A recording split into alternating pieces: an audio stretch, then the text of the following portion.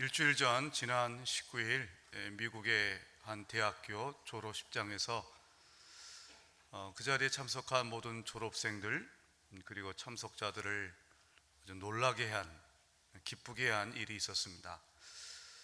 이날 졸업식 축사 연설자로 초청이 되었던 로버트 스미스라고 하는 이 억만장자인데, 이분이 축사를 하면서 갑자기 이런 얘기를 했습니다. 학생 여러분, 여러분들이 공부하느라고 그동안 빌렸던 모든 빚을 제가 다 갚아주겠습니다. 그렇게 선언했어요. 졸업생이 약 400명 정도였고 한 사람당 한 4천만 원에서 5천만 원 정도를 빚을 진 상태였습니다. 학자금 융자를 받은 것이죠. 다 합해보면 약 480억 원 정도 됐습니다.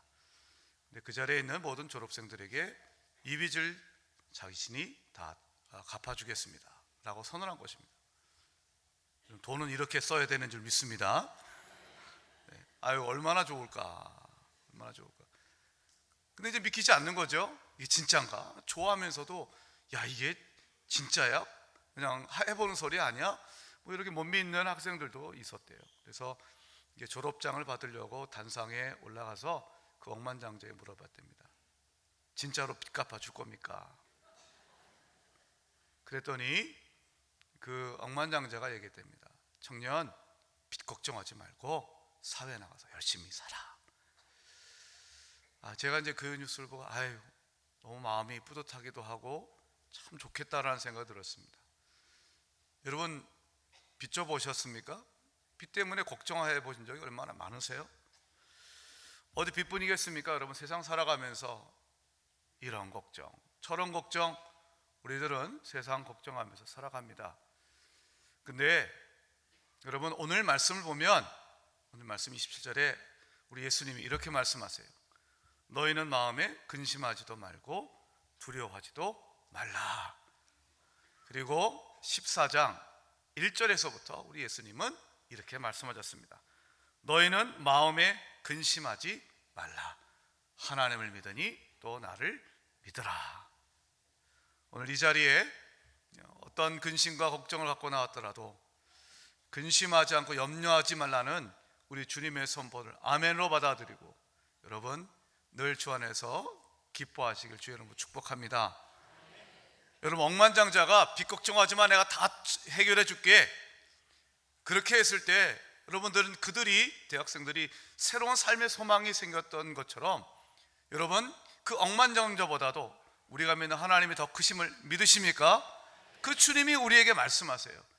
너희는 마음에 근심하지 말고 두려워하지도 말라고 말씀하십니다. 그런데 여러분, 이 말씀이 억만장자가 했던 것처럼 갑자기 하나님께서 우리에게 옛다 하면서 우리의 모든 빚을 다 갚아주고 또 우리가 얻고자 하는 모든 소원들을 오늘 즉시 다 이루어 주신다, 그런 말은 아닙니다. 사실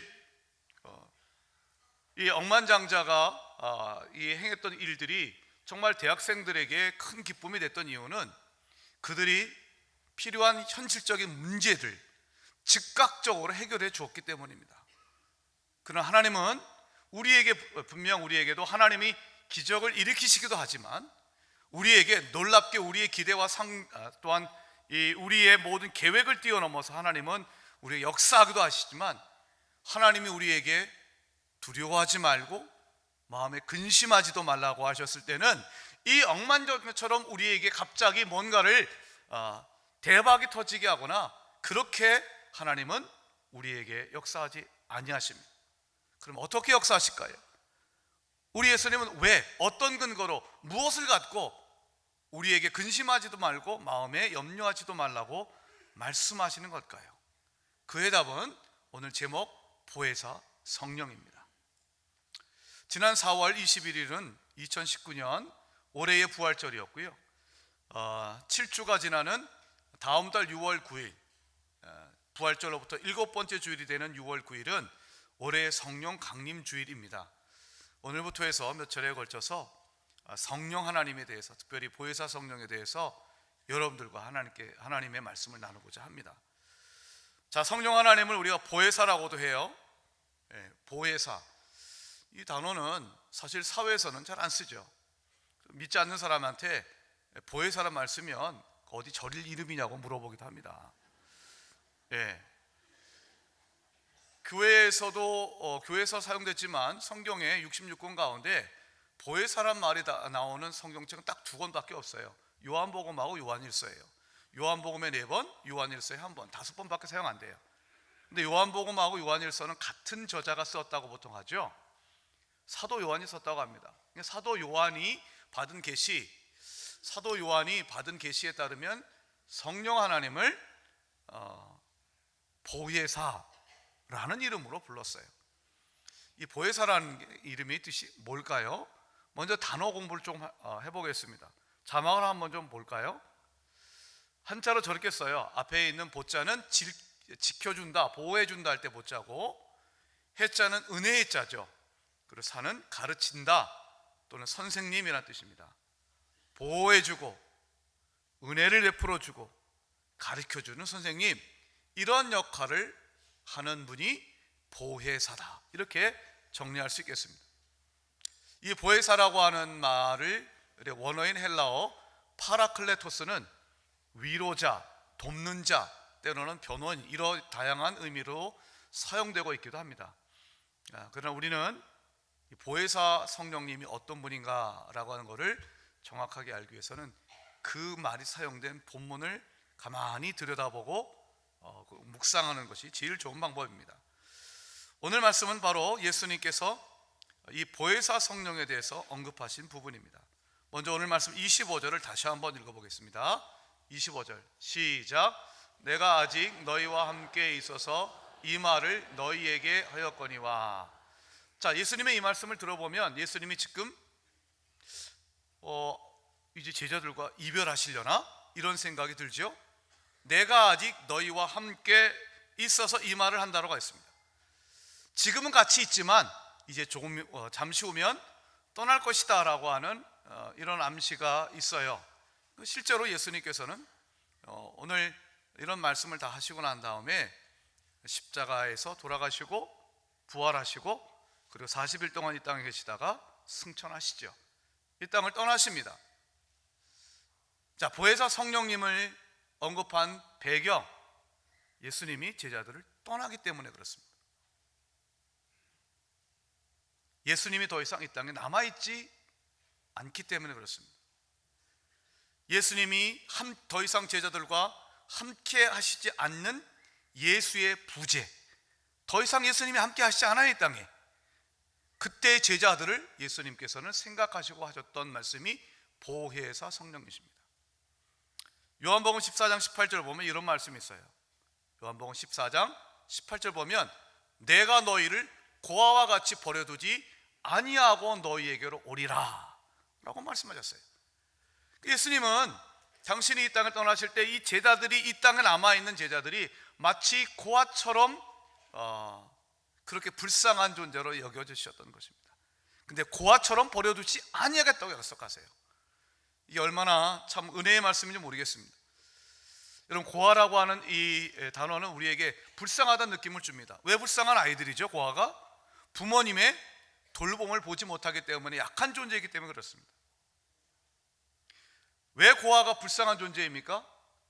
부모의 사랑을 받지 못하기 때문에 외로워서 그렇습니다. 외로워서 연약합니다. 보호를 받지 못하기 때문입니다. 외롭습니다. 그 외로움은 단순한 고독을 넘어서 불안과 두려움과 근심과 염려인 것입니다.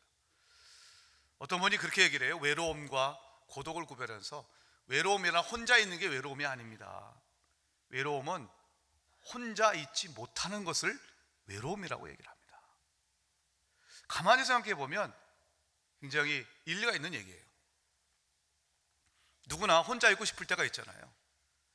내버려 둬라고 하고 가끔은 혼자 이렇게 사랑하는 가족이 있지만 자기만의 시간, 자기만의 공간, 이런 걸 갖고 싶어 하지 않습니까? 그렇게 사람은 자기만 혼자만의 시간을 갖기를 원해요. 근데 그런 건 긍정적인 의미에서 혼자 있는 거예요. 그런데 고아들은 외롭다 고아라고 하는 것, 그것은 내가 혼자 있기가 두려운 거예요. 불안한 거예요. 고아만 그렇습니까? 모든 사람들이 다 그런 두려움과 근심과 염려가 있습니다.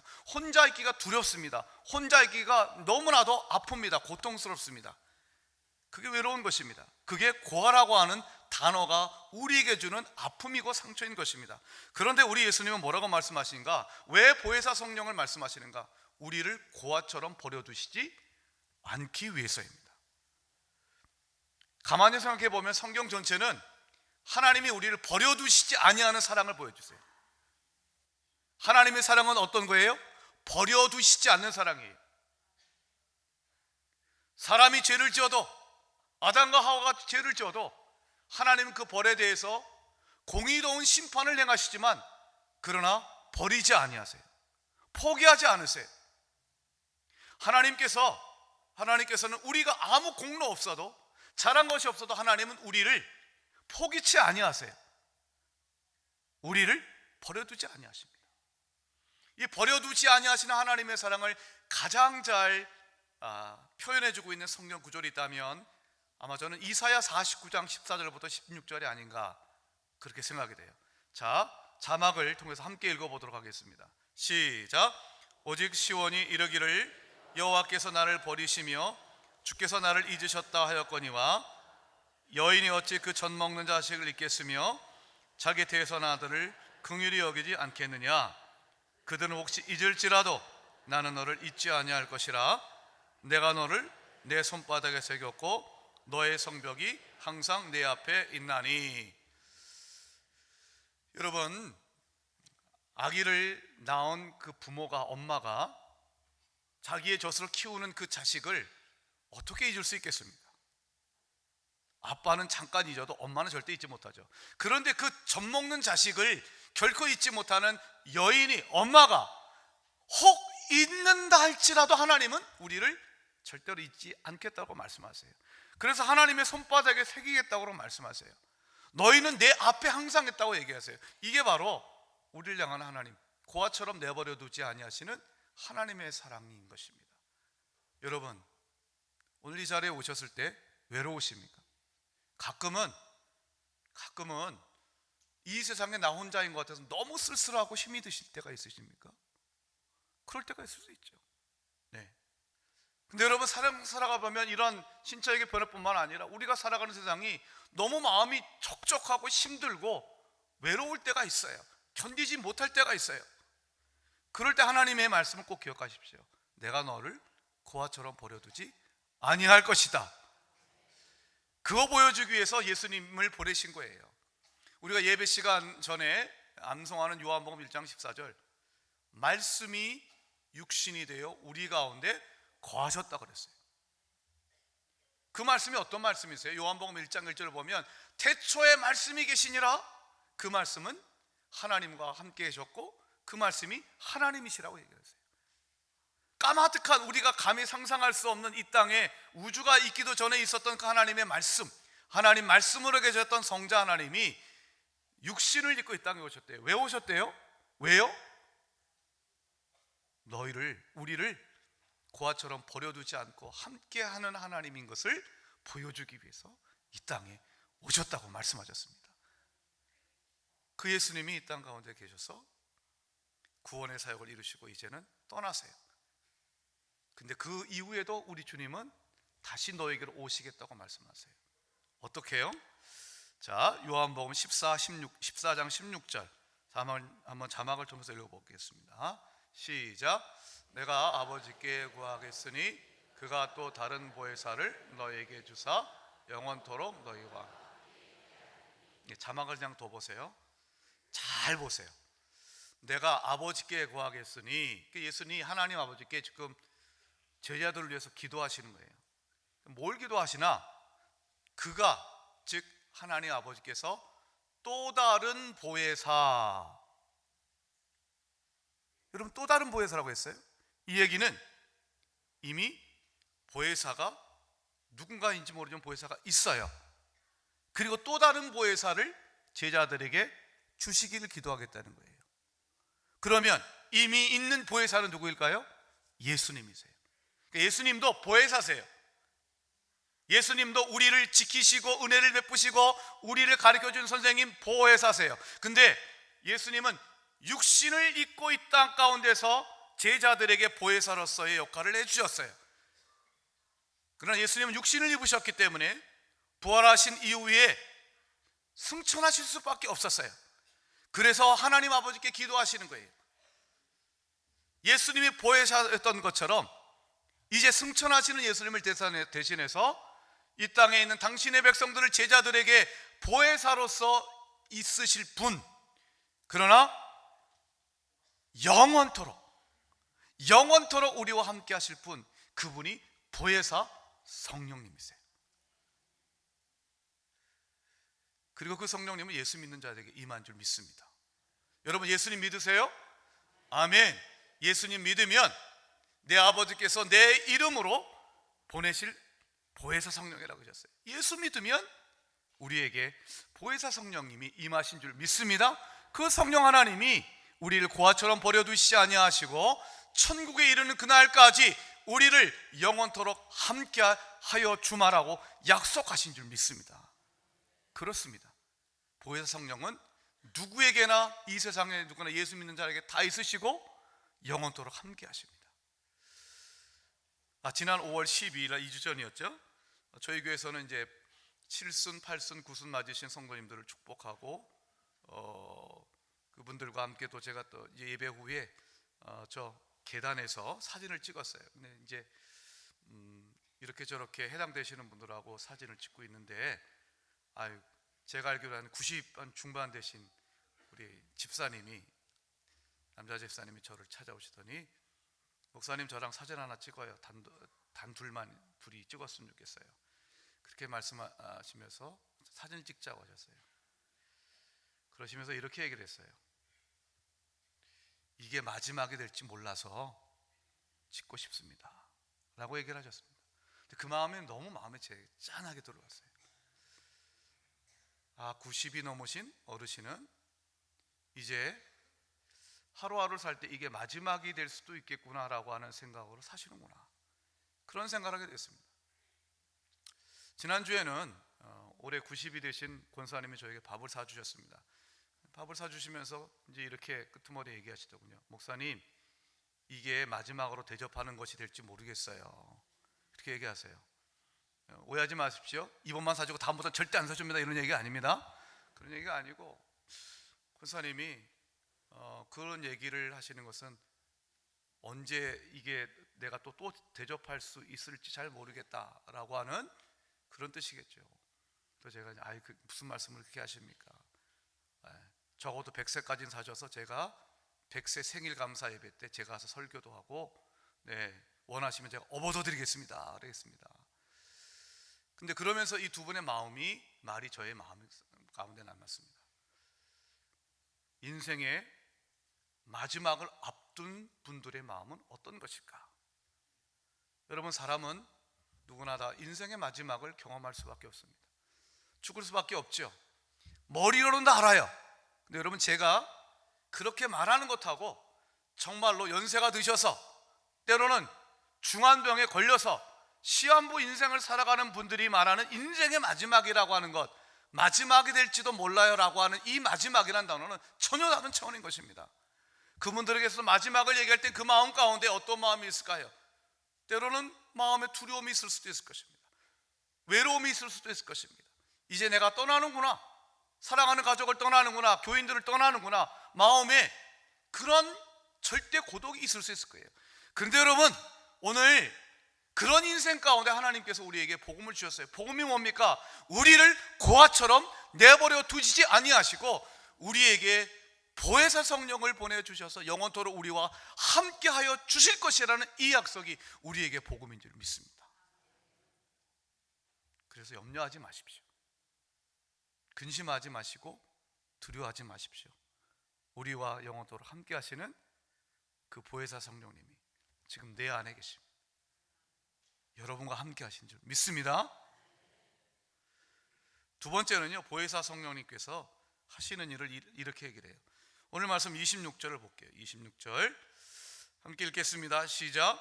보혜사 곧 아버지께서 내 이름으로 보내실 성령, 그가 너희에게 모든 것을 가르치고 내가 너희에게 말한 모든 것을 생각나게 하리라. 보혜사 성령님께서 우리에게 모든 것을 가르치실 것이다 라고 얘기를 합니다. 이게 우리가 걱정하지 않고 두려워하지 않을 이유입니다. 근심하고 걱정하는 이유는 뭐냐면 해답이 뭔지 몰라서이잖아요. 어떻게 해야지? 이럴 때는 어떻게 해야지? 뭐가 해답이지? 그거 모르잖아요. 그래서 근심하잖아요. 그래서 두려워하잖아요. 그런데 보혜사 성령 하나님을 우리에게 보내주시는 이유는 그 성령 하나님이 우리에게 모든 것을 가르쳐 주셔서 우리에게 참된 평안을 주실 것이기 때문입니다. 그렇다고 해서 여러분, 성령 하나님 모든 걸 가르친다고 해서 그분을 인공지능처럼 우리에게 모든 정보와 지식을 주시는 분으로 생각하지 마십시오. 물론 우리 하나님은 전지전능하신 하나님이십니다. 인공지능이 아니라 인공지능의 100배, 20배에도 얼마든지 우리 하나님은 감히 비교할 수 없을 만큼 전지하신 하나님입니다. 그러나 오늘 말씀에서 모든 것을 가르친다라고 했을 때 이 말씀은 어떤 의미일까요? 그것은 우리에게 진리를 가르친다는 말씀입니다. 예수님을 우리에게 그 예수님을 더욱더 예수의 말씀을 깨닫고 그 예수의 말씀대로 살아가도록 우리를 인도하신다는 뜻입니다. 자, 26절을 다시 한번 보세요. 이렇게 돼 있죠. 그가 성령께서 너희에게 모든 것을 가르치고 이어서 하셨던 말씀, 내가 즉 예수님이 너희에게 제자에게 말한 모든 것을 생각나게 하리라. 이게 바로 성령 하나님이 하시는 거예요. 그러니까 성령 하나님이 우리 가운데 오셔서 하시는 일은 뭐냐면 예수님이 우리에게 하셨던 말씀, 이 기록된 성령이 기록된 하나님의 말씀, 예수님의 말씀을 우리로 하여금 생각나게 하세요. 우리로 하여금 깨닫게 하세요. 감화, 감동, 감복시키셔서 이 하나님의 말씀대로 살게 하세요. 그게 보혜사 성령님께서 하시는 일이에요. 그래서 성령 하나님을 진리의 영이라고 합니다. 진리의 영이신 성령 하나님은, 보혜사 성령님은 우리를 진리로 가운데로 인도하시는 줄 믿습니다. 왜요? 그 모든 진리 가운데로 인도하실 때 바로 그것이 우리가 살 길이기 때문입니다. 성령 하나님이 모든 걸 가르쳐 준다고 해서 우리에게 어떻게 하면 돈 많이 벌 수 있는지 투자의 방법을 가르쳐 주시지 않으세요. 때로 하나님께서 우리에게 그런 지혜가 필요할 경우 주실 수도 있지만 하나님이 우리에게 가르쳐 주시는 것은 무엇인가 하면 손해를 보더라도 진리의 길을 살게 하시는 것입니다. 지난주에 참 안타까운 소식이 접하였는데 저에게는 참 안타까운 소식이었어요. 쌍둥이 두 딸을 갖고 있었던 아버지가 학교의 교무부장이었는데 아버지가 교무부장인 그 학교에 쌍둥이 두 딸이 다녔어요. 시험지를 유출했어요. 그것도 한 번도 아니고 5번. 그래가지고 두 딸이 유출된 시험지를 가지고 미리 공부해가지고 전교 120등 넘던 애가 갑자기 전교 1등을 했어요. 이게 사건이 뉴스에 보도되고 했지 않습니까? 그 아버지가 지난주에 1심 판결을 받았는데 3년 6개월의 징역형을 받았어요. 이 사건이 불거진 다음에 지난해 말로 두 딸은 0점 처리가 되고 퇴학을 당했습니다. 검찰은 이 두 아이를 기소하지 않아요. 그러면 가정법원 소년부에 송치된대요. 만약 여기에서 유죄가 인정되면 소년원에 송치된답니다. 봉사활동 등 보호처벌을 받는 됩니다. 자, 보십시오. 왜 아버지가 그런 일을 했을까요? 내신 성적 올리려고. 내신 성적 왜 올립니까? 그래야 좋은 대학 가니까. 그것을 위해서 불의를 행했습니다. 그 결과가 뭡니까? 이게 발각되지 않았다면 좋은 대학 갔겠죠. 그러나 불의를 행하자 내 딸을 진리의 길로 인도하는 것이 아니라 불법을 행하게 하고 그 불의로 인도했을 때 그 결과는 너무나도 씻을 수 없는 상처를 그 두 딸에게 준 것입니다. 물론 그 두 딸에게도, 고등학교 학생이었던 그 딸에게도 책임이 분명히 있지요. 그 정도의 나이면 이것이 나쁜 짓이라는 것을 알 텐데 그들 아버지의 말대로 따라했던 것도 분명히 잘못이 있었을 것입니다. 여러분, 보혜사 성령님이 우리 가운데 오셔서 모든 걸 가르쳐 주십니다. 내가 원하는 것을 다 이룰 수 있도록 우리에게 해법을 가르쳐 주시는 것이 아니라 우리에게 가르쳐 주시는 것은 진리를 가르쳐 주십니다. 예수 잘 믿게 하십니다. 진리이신 예수님을 더 알게 하셔서 진리의 삶을 살게 하시는 것, 그게 바로 보혜사 성령님이 하시는 것임을 기억하시기 바랍니다. 그 진리를 알므로써 우리로 하여금 거룩한 삶을 살게 하는 것, 그것이 바로 보혜사 성령님이 하시는 거예요. 요한복음 17장 17절이 이렇게 얘기를 합니다. 자막을 통해 함께 읽어보겠습니다. 함께 읽습니다. 시작. 그들을 진리로 거룩하게 하옵소서. 아버지의 말씀은 진리니이다. 여러분, 교회에 오는 목적은 무엇입니까? 하나님 말씀을 배우고 그 말씀대로 살아가는 것입니다. 보혜사 성령이 하시는 게 뭡니까? 진리로 우리를 거룩하게 하는 것입니다. 거룩은 하나님의 성품이에요. 보혜사 성령님이 하시는 게 뭘까요? 우리가 하나님 닮아가게 하는 거예요. 진리 외에는 하나님을 닮아가게 할 수 없어요. 그 진리만이 우리를 거룩하게 만들어요. 거룩하신 하나님을 사모하게 만들어요. 진리만이 우리를 거룩한 하나님을 쫓아 행하는 영원한 생명으로 인도하는 줄 믿습니다. 설교를 준비하면서 한 목사님의 그 설교를 듣게 되었는데, 오늘 주제와 관련해서 너무 귀한 말씀을 해주셔서 잠깐 여러분들에게 나눠드리겠습니다.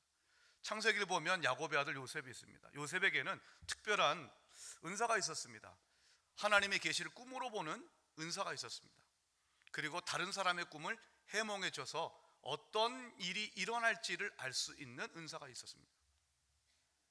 근데 여러분, 하나님께서 요셉에게 그렇게 꿈을 통해 하나님의 뜻을 예언하게 하고 다른 사람의 꿈을 해몽해 주는 그런 은사를 줬는데, 그 은사 가지고 그는 고생도 했지만 그러나 그가 애굽의 총리 대신이 되는 것을 우리는 알 수 있습니다.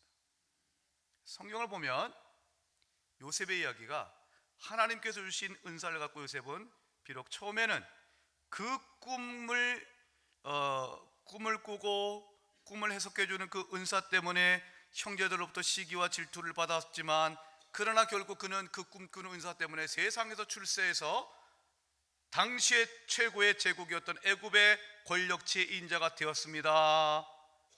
이렇게 끝나지 않아요. 요셉에게는 그게 그렇게 끝나지 않습니다. 어떻게 끝납니까?